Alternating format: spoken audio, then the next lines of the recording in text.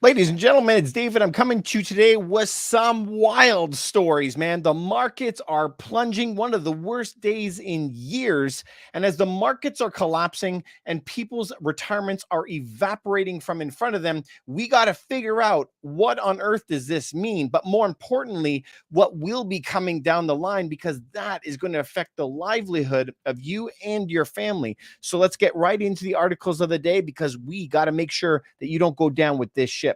All right, let's jump straight away into one of the articles that we'll be talking about today. This is, to me, absolutely cuckoo for Cocoa Puffs. The world has lost it.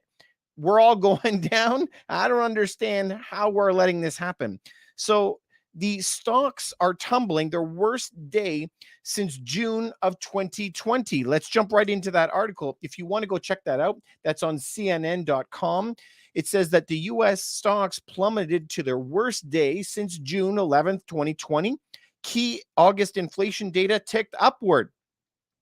Now, the Dow lost 1,276 points, which is 4%. Crazy town that lost 4%. S&P 4.3%. NASDAQ down 5.2%. I mean, the bloodbath on all levels. Absolutely crazy. So why did these stocks lose so much money? It's because of the inflation data that came out today. Now, all you guys know that I live in Canada, right? But Canada, I can see the US from my house. It is so close, right? And the US is not only the reserve currency of the world, it is the primary trading partner with Canada. We are a land filled with natural resources, and almost everything we make goes down to the US. So whatever happens there happens here. I grew up my whole life understanding that when the US catches a cold, the rest of the world catches a flu. No pun intended. So, we have to understand the dynamics of how this works and how it impacts us. Number one, the biggest industry in Canada is the real estate industry. This is the industry that I operate in. I'm a broker, but this is the industry that can tank countries and take them down, especially in North America, where the prices of homes are so expensive. They generate so much of the GDP, or gross domestic product, of a country.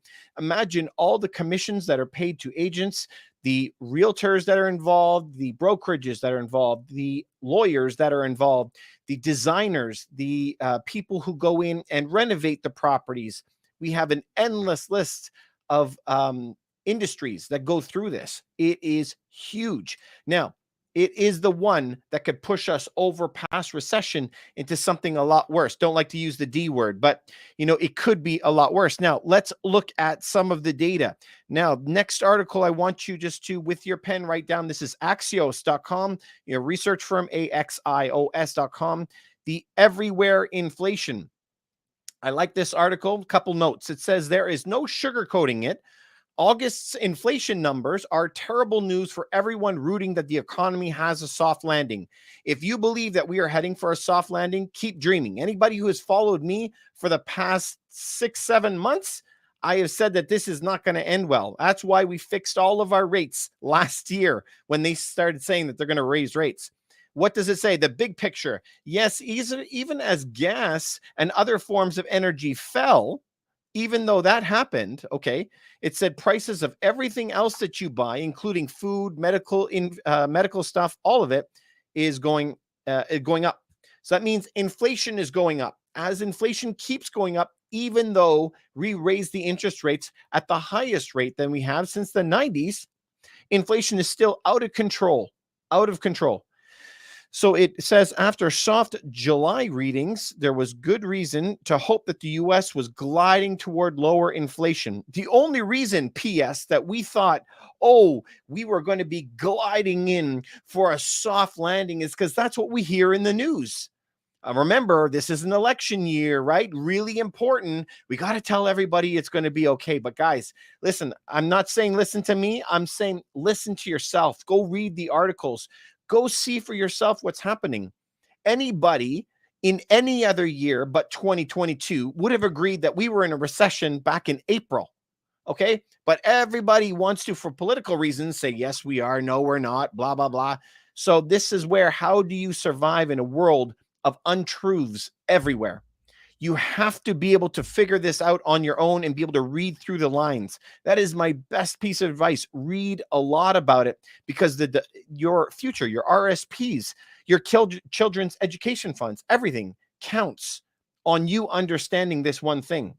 Okay, so if you go into the rest of the article here, it says that inflation remains high and entrenched. And that was a dangerous word that the Jerome Powell had mentioned back at Jackson Hole. They were afraid that inflation is going to be entrenched. And so if we look at what the inflation was at 8.3%, absolutely bananas, super, super high ratings. We have to be very afraid of an interest rate that is that high, because what did I say since back in April? For us to control inflation, we have to have interest above inflation. Right? Remember, it's not just the rates that you pay, it is also the rates that you get paid if you save. Why on earth would you accept 3% interest on a dollar that's devaluating, by their words, by 8% per year? That means I'm losing 5% a year. And for some reason, people are lined up like sheep to lose 5%. Is this the line for you to steal 5% of my stuff? I mean, it's a terrible deal. I don't understand why anyone does it. All right, let's keep going then, okay? This is where I liked it. The sheer breadth of the pressures suggests our inflationary woes are not just isolated to a few sectors hit by the pandemic of the Russian-Ukraine war. Really? So it's not Putin's fault, right? Of course it's not Putin's fault. He didn't add, he added to the problem, but the problem was already there. Nobody wants to talk about the fact that you printed 40% more money in the last 2 years, right? Nobody wants to talk about that. Rather, it points to an overall economy that is simply too hot, with more money sloshing around after goods and services. Listen, this is the definition of every single time that there is been a recession, that it is a too much money chasing too few goods. Okay, so that is normal. Okay, but where did the money come from? The money came because it was helicopter money. They call that helicopter money, like spraying it on the city like pamphlets back in the 40s. But they're just depositing it in people's accounts nonstop, relentlessly, and it devalues the dollar. And so this happens every single time they do it. It's funny that they don't learn from it, right? But it is a age-old trick, man. It's been around forever. But I liked the way that they said that it shows you that it is not just the Russian war. So as much as they just want to blame it on Putin, listen, there's a lot of other things that cause this. And the number one thing is that money printing. And it says there's just too much money in the system.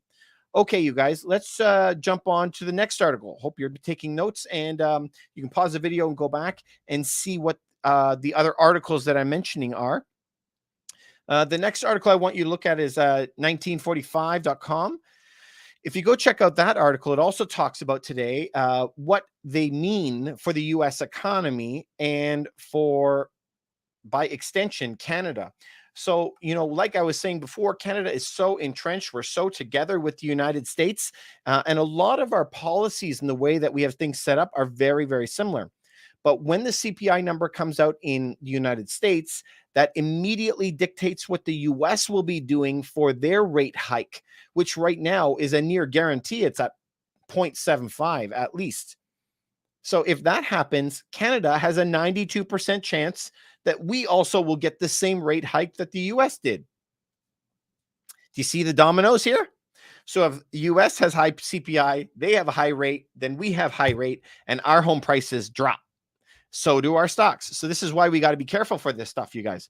All right, so let's jump into this next article here. Again, 1945.com. It says the article is new inflationary numbers mean the US is destined for a hard landing. Okay, so if we go there, it says it heightens the chance of a hard landing by next year. Listen, I don't think it's going to be next year. It could be before that. So don't think that you have time. I can wait. Not a big deal. Okay, it's happening. All right, and it says today's disappointing numbers give the Fed little reason to think inflation is nearly under control. Of course, remember, you have to have rates above inflation. So if inflation's at 8%, we would have to have interest rates at 10%. Okay, so just think about that for a second. What do you think would happen if our interest rates hit 10%? I got to tell you, we'd be finito. Okay. Home prices would drop another 50% from where they are today. So big issues if that ever happened. But let's talk about percentage of chance that will happen. Near zero. So high interest rates happen to those people who have the highest amount of debt. Who has more debt than the governments? Okay. They can't even afford any of their own debt. All right. So let's continue with this article. 1945. Since the start of the year, the U.S. equity and bond markets have lost around 20% in their value. That has resulted in the evaporation of $12 trillion. Let's hear that again. It has evaporated $12 trillion, or around 50% of the GDP in U.S. household wealth. $12 trillion gonzo from their wealth. So this is big. That is serious. 50% of the GDP equivalent. $12 trillion gone out of people's wealth. That's a lot of money. And this is going to continue. Hasn't finished yet. I'm going to show you a chart in a few minutes, and you're going to see that we got a long way to go. So this is where I keep saying, don't go down with the ship, right? If you had that big house, I'd be thinking twice about it. Okay. Now, let's see what this lady says. This author, if you go to the article CNBC, the Fed is going to pivot on 3 stages, was her claim. They said that the Fed funds rate is their principal tool. We know that. There's not that much that the government can do. They can adjust monetary policy, which kind of affects the interest rates. Now, they're not directly correlated, but they're very close together. And it says the period of accelerating rates has impacted the real economy, but it has squeezed the borrowing costs for real people, real consumers. Wait a second. You got to hear that again, okay? The period of accelerating rate hikes is squeezing the borrowing costs for real people and real consumers, as opposed to the fake people and the fake consumers, okay? Listen, guys, this rate hike is only hurting real people. I find these guys funny, man. If you can't laugh, you're going to cry. I'm telling you. Okay, so why is this happening? Okay, so this is the reason why there is inflation. I want you to go to whatever country that you live in, and you're going to go on Google, and you're going to write M2 money supply with whatever country you're talking about.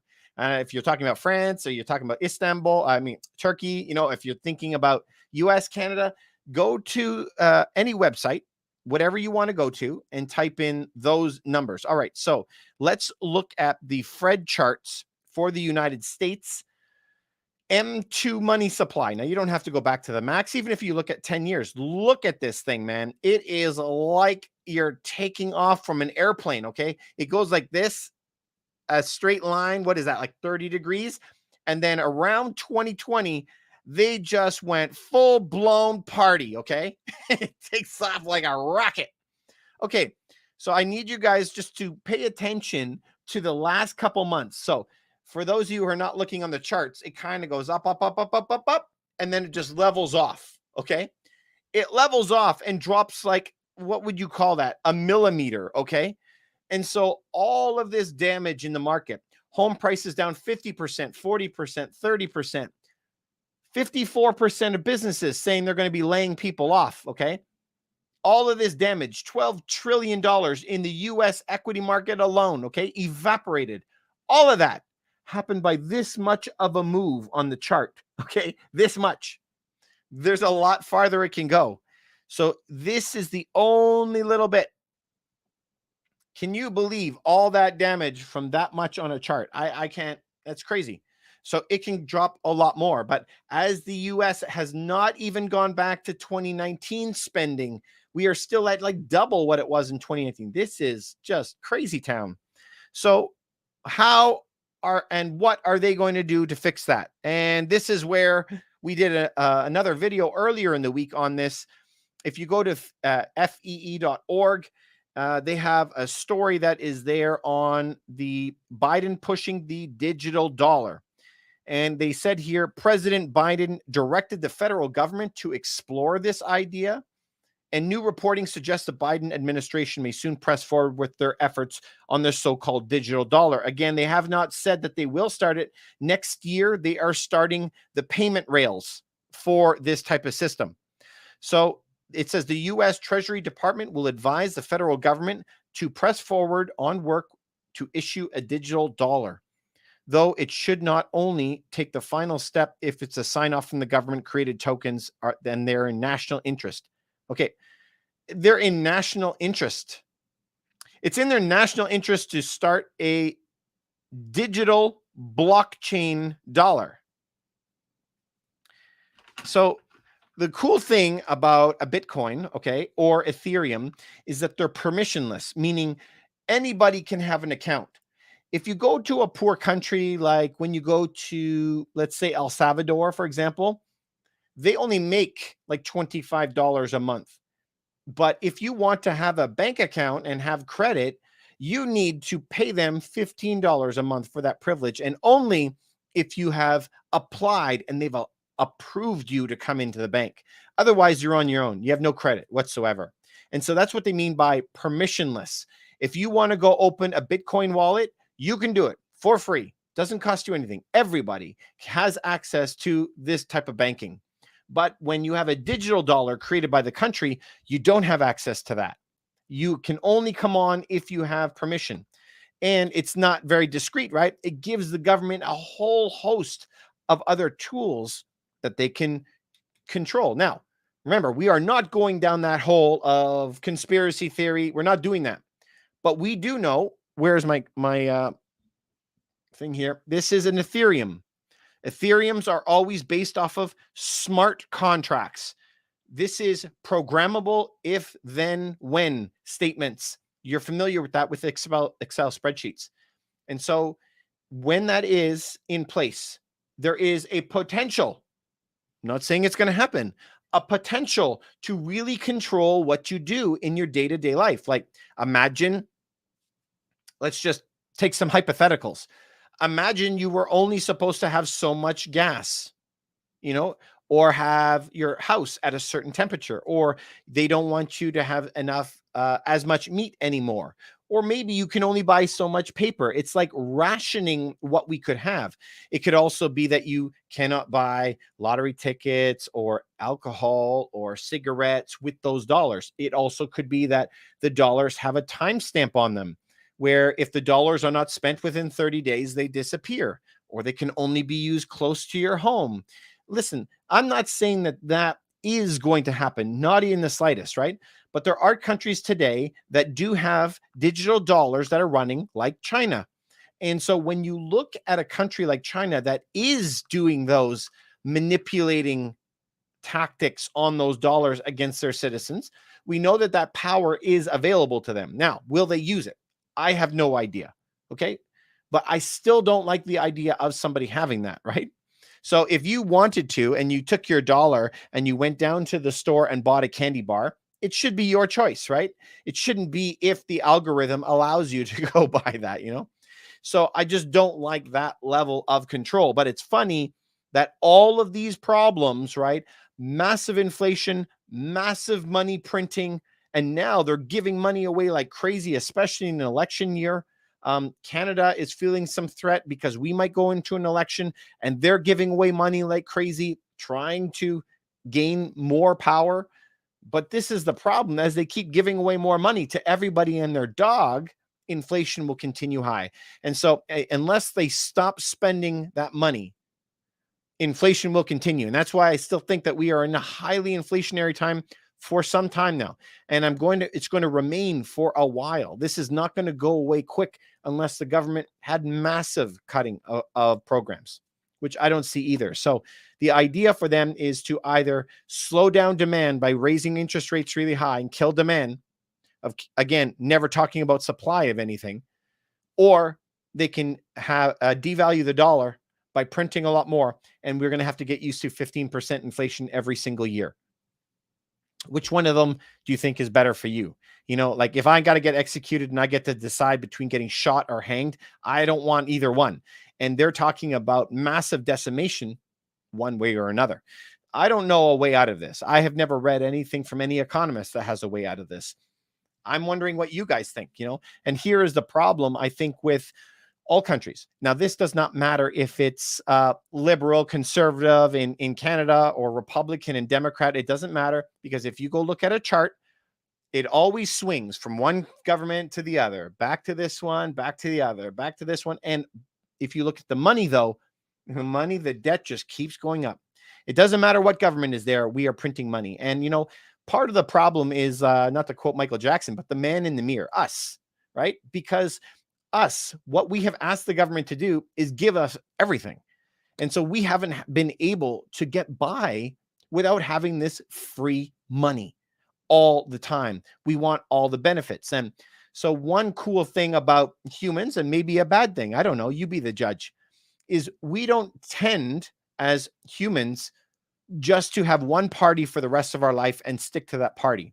What we tend to do is vote, and all the research shows that we vote for whatever is in our best interest.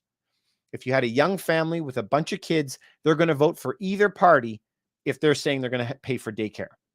They're going to vote for their own self-interest. And I understand that. But since we have entered this crazy world in Europe, Australia, Canada, the States, and a whole bunch of other countries, they keep on using public funds to buy the next election and stay in power. Until we break that system, I don't know how we're going to fix it, right? And this went bananas after 2009, I think it was, Citizens United in the United States. After that, I mean, the gloves were off. So if we take all our tax dollars and just use them just to help people get in power, I mean, what money is left over to pay for any of the services that we need? And that is the really big danger. And I mean, it was too bad that we as people couldn't get together, because we have the brains and the will, and most people just want to be able to work and provide for their family. If we break it down and be really, really simple, people just want to be able to be left alone, be okay, and have the chance of upward mobility. What does that mean? That means if I was very poor and on welfare, like I was able to, maybe if I was very diligent, worked very hard, educated myself, I'd be able to provide a better life for myself over time and not be stuck in a caste system, maybe like in India, where if you were in a low caste, you could never get your way out.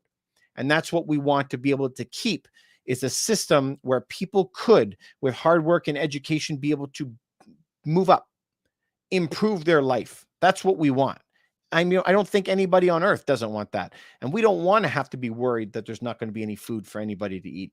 So this whole war on farmers, I don't really understand it. Everybody has to eat, right?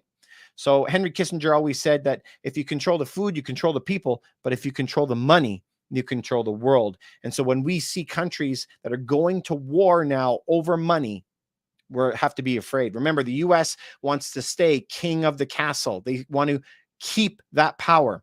The European Union is trying to secure their power right now. China is also trying to become a reserve currency if they could. Now they're even talking about the BRICS countries, Brazil, Russia, India, China, and South Africa want to get together and create their own type of money. All of these countries now are trying to battle it out for dominance. It's kind of like, what was it, Royal Rumble? I'm dating myself. If we go back to the 90s, when 100 guys get in the ring and the last guy standing, they have to throw everybody out, and the last one standing will be the king. Kind of feels that way sometimes. There's so many players right now. This is a tumultuous time in human history, but I don't want you to go down with this ship. I don't want you to go down with this ship. So you guys know I'm not a financial advisor. I operate a real estate brokerage in Toronto, Canada, and we advise and consult people around North America mostly. But this is where we have to do some things. And this, I'm telling you what I do personally. Just, I think everybody should have a little bit of Bitcoin and Ethereum in their portfolio. Not a lot, just a little bit. What else do I always say? Get a little bit of silver, get a little bit of gold. Exact same thing. Listen, the price dropped 2% today. Great deals to buy some silver and gold. If you want to buy in bulk silver, you can buy a bigger bar. This weighs 7 pounds, 3 kilos. 3.1 kilos, about 7 pounds. You can buy something like that. You can start to get some good rental properties, rental properties are very resistant to inflation if you have the right type in landlord-friendly jurisdictions. This is what we help our clients do all the time, is get into that to help you protect yourself. But if you are in a major city, and this is Europe, this is if you're in the United States, in Canada, Australia, if you're in a major city, you're at the biggest risk, and especially if you have a large home. Remember, it is not proportional. All real estate does not go down the same. In fact, if we look at Canada's statistics, Canada says that the percentage of change of prices for the entire country is only 0.5%, less than 1%.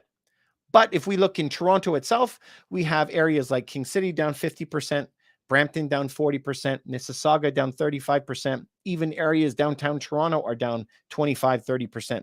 But it depends on the type of home. So remember, you need to find the things that will not go down. This is not necessarily about making money through the crash, but preventing yourself from losing. Anyway, that's what I think. You guys agree with me or not? I'd love to hear your comments below. Remember, I'm always here for your health, wealth, and happiness. If you have any questions, always send them to me. And if you know one person that this could help, I would really appreciate it if you could send it to them. We're trying to get the word out to more people. Please remember to like, subscribe, follow to this, and I'll check you out in the next video.